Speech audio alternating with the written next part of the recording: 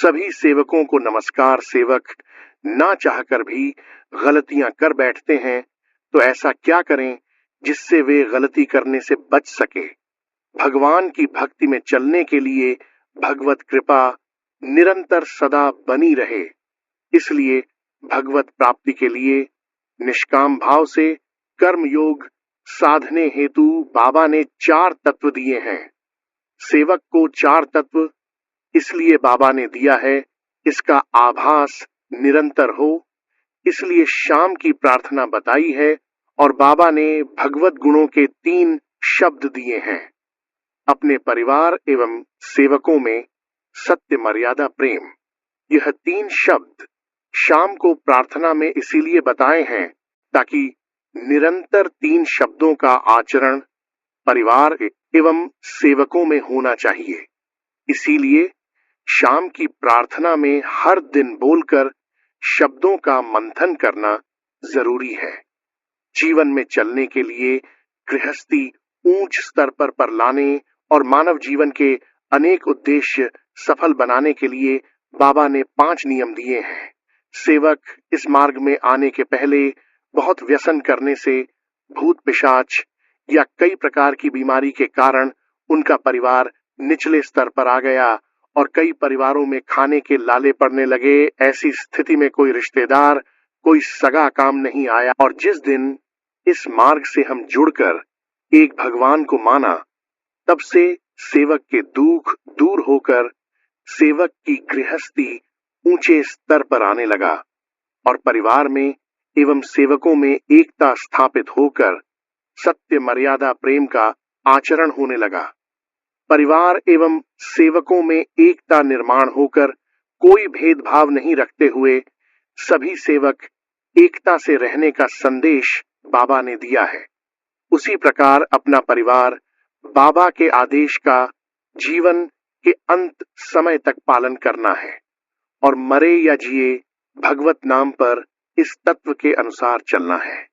सेवक की दिनचर्या के चलते इस कारण बाबा ने सेवकों के दिलो दिमाग में 4 तत्व, 3 शब्द, 5 नियमों का निरंतर पालन हो और प्रार्थना में बोले गए शब्दों के अनुसार सेवक की दिनचर्या चलती रहे और कोई व्यसन ना करे एवं सेवक अपनी गृहस्थी ऊंचे स्तर पर लाने के लिए समर्थ रहे।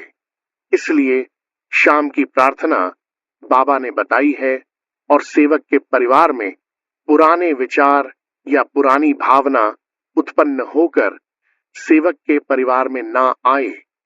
इसलिए परिवार के सभी सदस्य प्रार्थना में बैठकर प्रार्थना होने के पश्चात दिन भर हुई कोई गलतियों की भगवान से क्षमा याचना मांगकर उस गलतियों को दोबारा पुनः ना करने का वचन भगवान को देते हैं। लेकिन उसके पश्चात भी सेवक ना चाहकर भी दिन भर 12 घंटे में गलतियां कर बैठता है, जिसके लिए शाम को परिवार के सभी सेवक एकाग्रता से प्रार्थना करने से मन को सुकून मिलता एवं कर्म एवं कार्य सफल होते हैं। इसीलिए बाबा ने मानव धर्म में शाम की प्रार्थना को बहुत महत्व दिया है। जब शुरुआत दिनों में सेवक मार्ग में आते हैं तो उन्हें मार्ग की रूपरेखा समझाकर विनती कैसे करनी चाहिए और शाम की प्रार्थना किस प्रकार करनी चाहिए, यह समझाकर बताया जाता है। परंतु इस मार्ग के सेवक अज्ञानी होने के कारण उन्हें कई नियमों का ध्यान नहीं रहता और वह फिर भी गलतियां कर बैठता है और वह दुखी होते थे। इन बातों को ध्यान में रखकर बाबा सभी सेवकों की विनती और प्रार्थना एक समान हो एवं विनती में मुख्य किन वचनों का समावेश हो, इस पर विचार कर बाबा ने हमें सुबह की विनती दी है। उसी प्रकार शाम की प्रार्थना में हमें तत्व शब्द नियम याद होना चाहिए ताकि हम उसके अनुसार अपना दैनिक कार्य व्यतीत कर सके। शाम की प्रार्थना हमारे लिए एक आईना है जिसमें हम तत्व शब्द नियम के अंतर्गत अपने अंदर झांक कर दिन भर में किए गए अपने कार्यों का आकलन या विश्लेषण कर सके। हमें यह ध्यान रखना चाहिए कि हमने दिन भर में बाबा की शिकवण एवं नियम के अंतर्गत कार्य किया है या नहीं, इसमें किसी प्रकार की भूल या गलती तो नहीं हुई।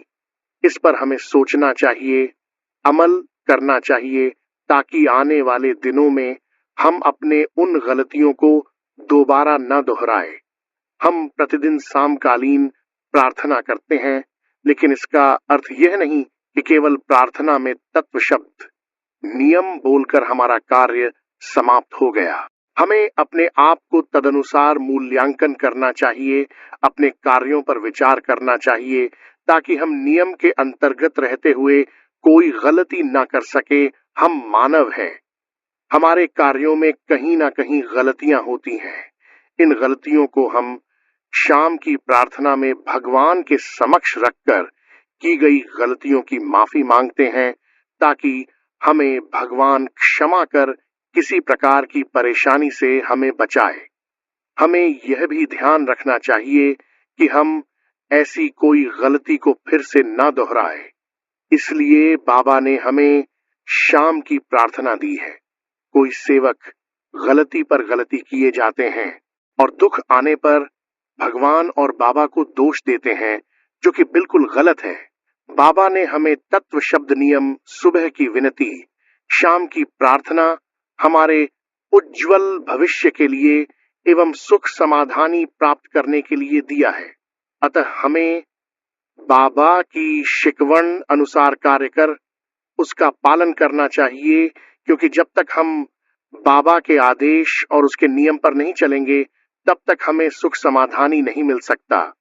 हम उसके आदेश और उसके नियम का पालन करेंगे, उसके आधार पर चलेंगे, तभी हमारे अंदर का दुख दूर होगा और हमारे आने वाले भविष्य एक दिन उज्जवल बनेगा। ये वीडियो आपको अच्छा लगे तो इस वीडियो को लाइक करें और ऐसे ही मोटिवेशन वीडियो देखने के लिए हमारे इस परमात्मा एक मोटिवेशन YouTube चैनल को सब्सक्राइब करें। नमस्कार।